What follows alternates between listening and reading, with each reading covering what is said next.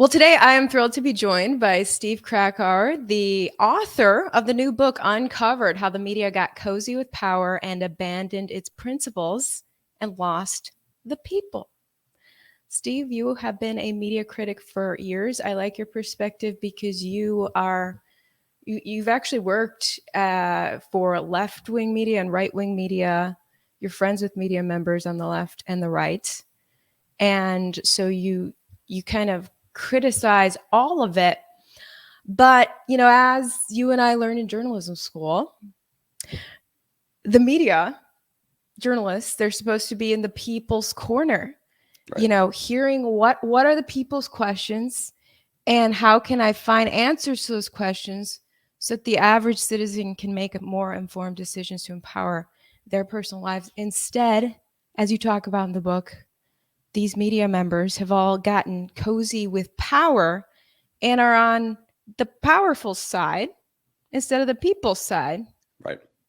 And so kind of give me and my viewers an idea of what went wrong. Yeah. Yeah. No, I think you and I went to the same journalism school, I believe, right? At Syracuse, Syracuse Newhouse. University, a great journalism school, or at least it was at one point. Look, I think that there's several things that went wrong. And I do think that, as you mentioned, I come from that world. I worked at places like CNN, NBC. I work at also places like Fox News and The Blaze. But I'd like to think that Uncovered works because it maybe takes someone from the inside to really diagnose some of what went wrong. Because I can tell you, I was at CNN from 2010 to 2013. I think there was valid criticisms of that network at the time. And I take that absolutely. In fact, I lay out some of the stories of my time at CNN that were positive and some that were pretty not very positive at all.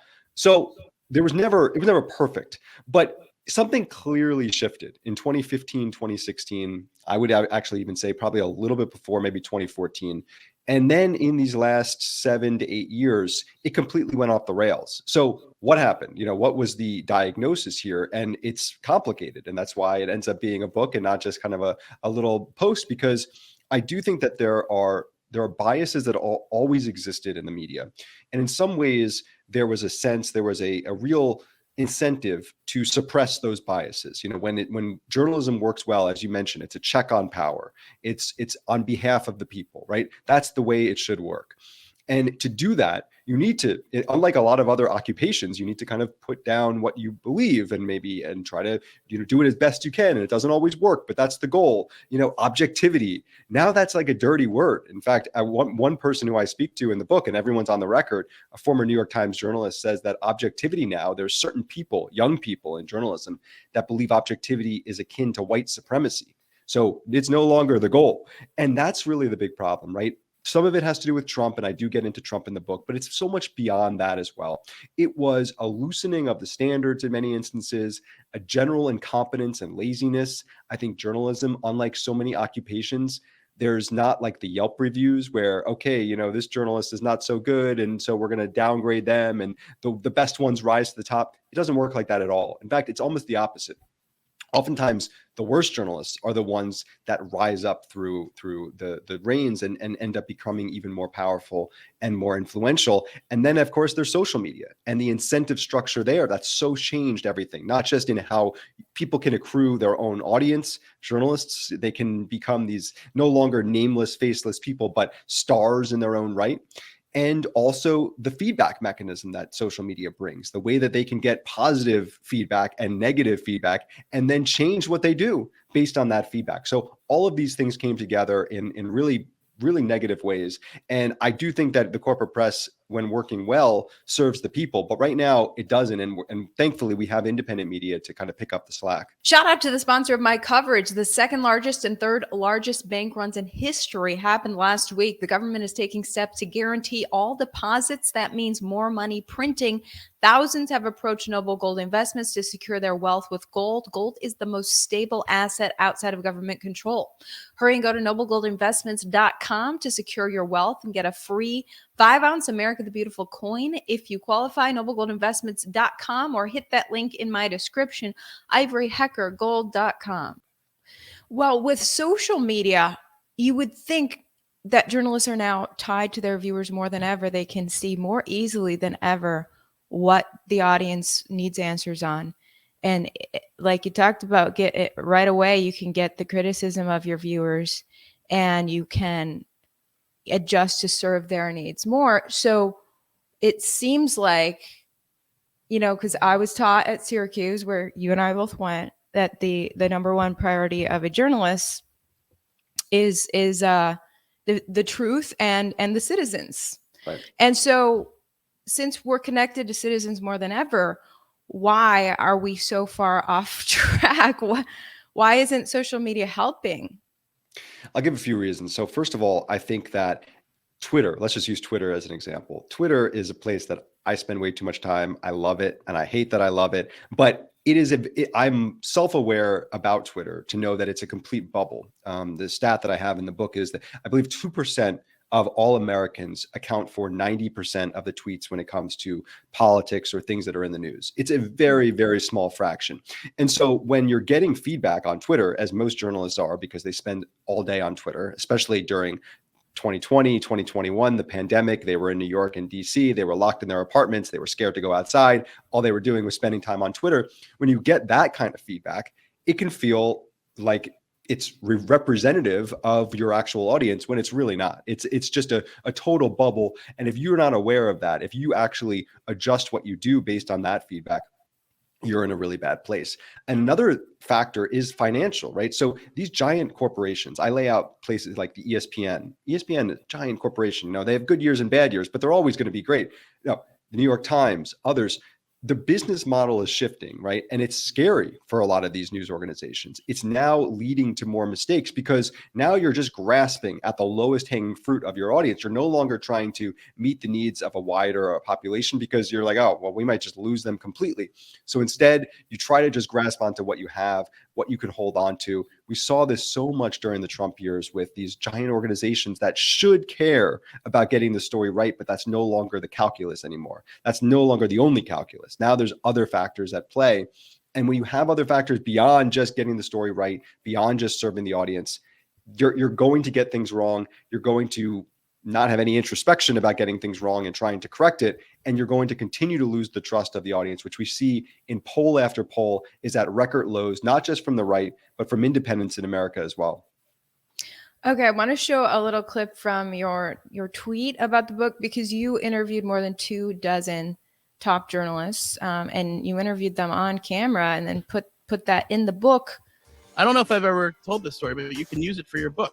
I don't know if I ever told you this. What was interesting about that, and I think is legitimate and super fucking interesting. Do I go along with this and save my job, or do I tell the truth and get fired? What, that right there, what was Tucker Carlson telling you? All right, because my audience asks me all the time, how censored do you think Tucker Carlson is? Does he have to go along with things to save his job?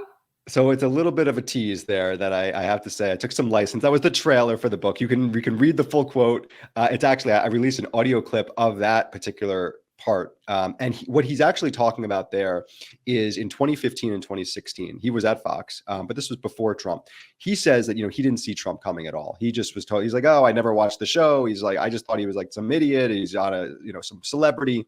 I didn't get it, but until I actually saw the fear that was in my neighbors in DC when he was living in DC at the time, the total panic about what this person might do, then I started to understand what was at stake here and why everyone, all the sort of elite structures turned against him.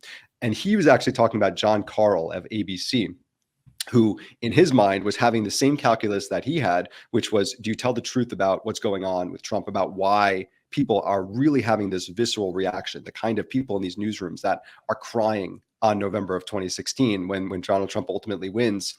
Do you tell the truth about that, or do you just kind of go along with it and keep your job? And his version of that is obviously John Carl chose the route to keep his job, and Tucker happened to be at a place where they valued free speech and he could say what he wanted, as he has continued to do. That was kind of the context of that. But Tucker, as you mentioned, is one of 26 people I talked to in the book. Everyone is on the record. It was a huge factor in what I did. There were a lot of people I talked to about, hey, can I interview for the book? And they said, yeah, I'll be a TV insider or current executive, and they can dish on whatever dirt. I think that use of anonymous sources is so damaging to the credibility of media, to the sources themselves, to the media outlets. So everyone on there in the book is all on the record. You can read exactly what they say in the full context in the book as well. Love that. So 2020, it was about the time when we saw censorship ratchet up in our nation and around the world on a whole new level. But to see it happen in America is really concerning. And what was more concerning is the media outlets were approving and pushing the censorship. In fact, that's part of why I left Fox Corp, is that I was directed, people in New York told my boss to stop allowing me to criticize censorship. When back in journalism school, anyone who's got well, I can't speak for every journalism school, but I can say that the elements of journalism I was taught, free speech, a lack of censorship is essential to have a free press, to have a free society. So because you can't have a free press without free speech, it's essential for journalists to defend free speech. I understand you're not supposed to be biased about this or that, but that's the one thing you kind of have to be biased about. 100%. So what's your take on that? The media actually saying, no, we need to approve censorship now. It's suddenly a good thing. I have to say, I think that they're as bad as the media coverage was during the Trump years, let's say 2015 to 2020. The anti-speech activism in the media, as I describe it in the book, is worse and more pernicious, and it has continued far beyond Trump. I mean, I think, as you know full well, related to COVID and stories. I mean, I talk a lot about COVID in the book, but there's lots of stories I talk about that are, sort of fun or funny or not so important. COVID was an actually important story that the media needed to get right. But instead, as you mentioned, they were part of this elite censorship collusion racket. For when it comes to COVID, it comes to the Hunter Biden laptop story, which I begin the book with. All of these stories relate to tech platforms working with government entities, whether the FBI or government officials, and the media themselves, corporate media themselves, who are joining this censorship racket and suppressing speech. And it's insane. I mean, it is completely antithetical to what journalists are supposed to do. As you mentioned, again, I get activists, I get your average person down the street who is pick any other occupation. Maybe that's where their mind goes when they think of things that are important to them. But journalists are the ones who are supposed to push back against that. They're the ones who, when their fellow colleagues, like at the New York Post, are censored in completely unprecedented and ridiculous ways during the Hunter Biden laptop story, they're the ones who should be outraged and speak out against it. Instead, they're applauding it. They're going along with it. They're saying that essentially they're joining in to the censorship there. So I think that's hugely problematic. And I think, where does it come from? There's fear, 100%. There's fear among the press. But I also think there's this new push of misinformation and disinformation. And what happens under the guise of trying to stop misinformation is actual speech. It gets suppressed. And I wrote a column a couple of years ago called "In Defense of Misinformation." And it's not that I love misinformation. I mean, I'd rather information. But I believe that misinformation is the tax we pay for freedom. Okay, we don't, sure, in a perfect world, only facts would pass along our ways, and only, you talk to people on the phone or people down the street, they would only say things that are true. But that's not how we operate.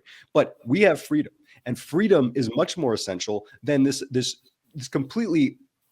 We're not even able to only have facts emerge, because, as we know, facts change. Oh, this was a fact about COVID, and now it's not true. So let's not try to do that. And journalists are the ones who should be at the forefront of that. They should be the ones pushing back against government officials and tech platforms. Instead, they're part of the whole racket.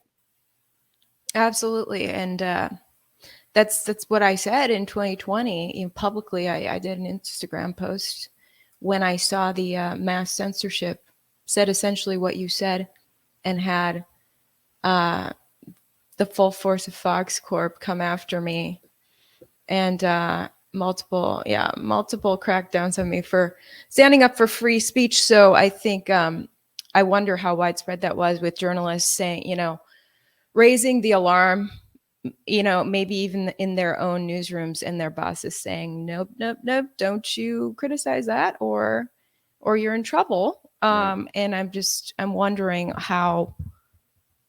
who orchestrated all the media kind of turning against free speech together. Yeah, I think it's not. One of the complicated factors here is that I don't think it's a bunch of the elites in a room kind of figuring this out. Instead, it's the incentive structure that's built and the fear that comes along with it, and the ostracization that can come along with it. There's a reason Mhm. why we got stories in one direction, and we got, let's just say, an interest in really speaking truth to power during the Trump years. That all of a sudden there's this whole renewed interest in doing really good investigative reporting on the people in power when Donald Trump's there, and then Joe Biden gets there, and suddenly, well, actually, well, let's go back to the way things were before, the sort of laziness and incompetence.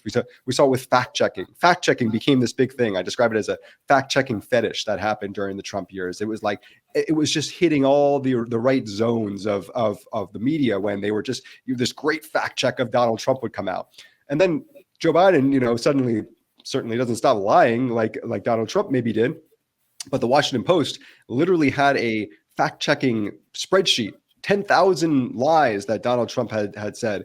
They shut it down when Joe Biden took over office. No, we don't need to track that anymore.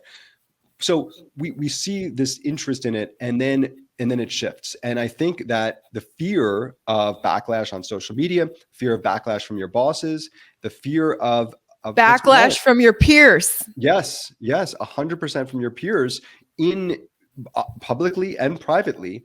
This is what happens when you have a geographically isolated media in New York and DC, by and large, that are so out of touch with the average person that they just remain in their bubble and they just can't see the reality of what they're doing and how it's destroying, completely eroding the trust of the public in those institutions. From my experience, there's quite a bit of cowardice in media members in that they care so much about what their peers think of them that if they come across evidence that might prove something that all the rest of the media is covering wrong, then they don't want to cover it because that might set them apart and they may get criticized by their peers. Have you seen peer pressure as an issue in the media? Oh, absolutely. I mean, I think let's just take one example that I dig into in chapter 10 of Uncovered. I spent a lot of time on the Tom Cotton op-ed that the New York Times published in June of 2020. And it's important. People may be familiar with what happened there. And there was this big uprising, but it's really important to dig into the story because I think it says so much about where the press is now. It was early days of COVID, June of 2020. It was also right after George Floyd. And so it was this moment of social justice and protests, and then the riot offshoots that came from that. People were really on edge. As I mentioned, also New York Times employees, a lot of them locked down, scared, living in their small apartments, spending a lot of time online, a lot of time in Slack and other things. And then Tom Cotton publishes this op-ed in the New York Times, which was called Send in the Troops. Okay. And essentially what it argued was for the military to get more involved in the riots that were coming off of these social justice protests. It was very nuanced article. It was also not particularly surprising from a Republican senator like Tom Cotton that it would come out. It was also the third op-ed that Tom Cotton wrote for the New York Times over the span of several years. So he was a frequent contributor to the New York Times. But the uproar that it caused in that moment was first in the Slack channels, as I described. Sean McCreesh, who was in the newsrooms, he was an opinion staffer at the time, describes people crying on these Zoom meetings, saying their friends wouldn't talk to them anymore because they worked for the New York Times, which had dared to publish this horrible column. And then what we saw publicly spill out was people, New York Times staffers, a lot of them lower level, saying things like, publishing this column puts the lives of Black staffers in danger. And it was that danger element that they added to it, which is completely ridiculous, that put this pressure campaign on the bosses to eventually fire the head of the opinion section, James Bennett, and others changes that were made from it. And it really revealed two things. The staff of these publications, even the New York Times, can be just a few staffers. They can be lower down the totem pole, but they can exert pressure publicly and get actual change, get their bosses to make action that they want. And the second thing is, it's very clear that they don't understand what journalism is. They don't understand the journalism of what the ethos should be. Because if you really believe that, and I don't know if all of them believed it, but if you really do believe that publishing a column from a United States senator puts people in danger, then you don't belong in this business. And that's the problem these days. It's full of people that believe these sorts of things. And when that happens, when you have these peer pressure campaigns, when you have people cry because you work for the New York Times, and then you say, well, the response is not like man up, like, yeah, I work for the New York Times. They publish a column, like move on with your life. It's going to be fine. When they say, no, we need to make actual change. We need to unpublish this. We need to fire people. They have no principles anymore to stand for. Totally agree. Okay, so you mean for this book to be constructive, to hopefully help get media back on the people's side, on the side of truth, on the side of freedom. So I want your advice on how the media can improve, but first, also how the viewers and news consumers can sniff out what's fake and when the media is actually being honest. Even if, because I know that sometimes viewers get in their echo chambers, and if anything goes against like the viewer's belief system, then okay, that outlet's not on my side. Right. Which is also not helpful to viewers. So how can viewers tell like when someone's helping them or hurting them in the media? Yeah, it's complicated. As you say, I just spent a lot of time bashing the New York Times, but I interview several New York Times staffers who I think do a generally good job in the book. And there are people at every outlet that are doing good work, that they're just constantly being undermined by the worst employees that are out there, undermining the credibility of those organizations. So to the two questions, I think like you lay out, the second one is most important. I would love if the corporate media got better, and I do have some ideas on how they can do it, but I don't anticipate that happening. And we don't need, as a country, as a consumer base throughout the country, the corporate press to get better in order for us to better sniff out what the red flags are and how to avoid them, and how to frankly avoid gatekeepers entirely at this point, because I think we absolutely can do that. So I lay out these concepts throughout the book. I'll just give you one: hypocritical corrective. And it's a way of trying to give you the tools to understand, here's what's happening in the press, here's what to look for, and here's how to understand it. So if you see, let's just talk about something like the Hunter Biden laptop, where you saw the way the media covered it in October of 2020. And then you've seen places like the New York Times years later confirm that the laptop app, actually it was real. Everything that was in there as originally reported, that's legitimate. And so it's important to note that yes, that was a corrective to the original story, but it's also hypocritical. So we can note that the New York Times is now getting this right. We could even potentially praise them on some level, and we can trust them on some level that they're now covering this right, but we can never forget the way they covered it originally and why. That's so important. Why did this happen is noteworthy in understanding how to sniff this out in the future, how to avoid understanding that, how to understand what the press is doing and sniff that out in the future. So that's the big thing. How to fix the press. I lay out in the final chapter of the book some possible ways of doing it. I think that, for example, one thing is like ombudsmen or public editors that used to be at a lot of these outlets. They essentially were internal employees at these outlets. New York Times used to have one. NPR used to have one.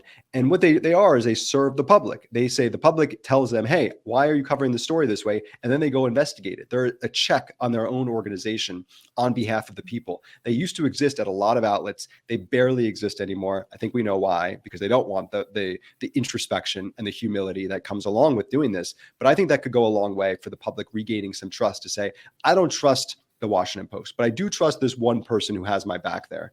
And that could help establish some trust. And then I would also say, get out of the New York City and DC bubbles.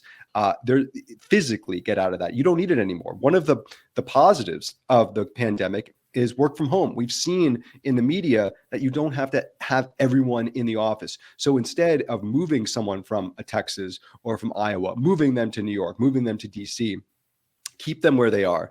Let them do their reporting, let them do their job there. Even just to be among the average person can go a long way to that corporate media outlet, getting a different perspective, just a different cultural perspective that comes along with living outside of the bubbles. Yeah, I like that. When you're surrounded by, a section of your audience that you haven't been surrounded by before, you start to see through their perspective, which is helpful to see different perspectives. But some of the media outlets, no matter how low their ratings go, they don't change, which in a free market society doesn't make sense because you're committing suicide. You're going to go out of business. So why don't you think why don't you think, places like CNN, their ratings just keep tanking? Maybe they are making some changes in the past year. I've seen some headlines on that. But why don't you think the free market, the invisible hand of the free market doesn't kick in more with the media? I think there's so many incentives at play that it's hard to have that fast impact. As you mentioned, yes, CNN has new leadership. They've been there almost a year now, Chris Licht. And I think saying the right things, and I have to say, I think that maybe the heart's in the right place, but a couple things are also at play. He's digging the network out of such a credibility hole right now that it's going to take time. I mean, and it's also when you just reshuffle the deck chairs of the Titanic, you got Don Lemon at night and then you got Don Lemon in the morning. That's not solving any problems, and you can't necessarily at this point tell Don Lemon, okay, actually now we're going to focus on news and not your opinion and have that work in the minds of the viewers. It's lost. So you've got to get new people in there. You have to actually make a real effort to do this. And the other thing at play is that I think that there is an acknowledgement. Joe Rogan, why is Joe Rogan lead to such insane coverage? I wrote about when he had COVID and talked about taking ivermectin. And then the moment I read about it in Uncovered, when he and Dr. Sanjay Gupta got together on his podcast, what came out of that? It was like this meeting of the consensus and the counter consensus. And I think Joe Rogan came out winning that one. He has real power, not just financial, but actual cultural cachet that he's eating into that they once had. And they fear him, but they also acknowledge it at this point. It's just blatantly obvious that he and others in the independent space, whether it's on Substack or YouTube or podcasts, they're eating into that. And so I think there is an acknowledgement. Now, what are they going to do with that? How are they going to adjust? We'll see. But they see it. It's very clear. We watch who they hate the most. Those are the people that they understand have real power these days. Yeah, and it's interesting, Joe Rogan just shares his opinions as well, but the difference is that he likes to go shed light on what the other media are trying to censor. So I think that helps people want to gravitate to Joe Rogan. Well, thank you so much, Steve, for shedding light on this issue. I think we're in such a critical point in history. With the levels of censorship we're seeing, it's really a frightening time. So I appreciate you shedding light. I'm going to show your book on the screen. What's the website? Yeah, thanks, Avery. Yeah, readuncovered.com. You can check it out. And I agree with you. I think we are really, this moment right now, there's going to be winners and losers that shake out on the corporate media side and on the independent media side. It's an exciting time in a lot of ways, but it's really the best time, I think, for the average consumer of any sort of news. You might not be super interested in politics, just to understand the landscape and where we are and to know where we're going in the future. Well, thanks so much, Steve. Keep in touch and we'll talk to you later. Thanks, Avery.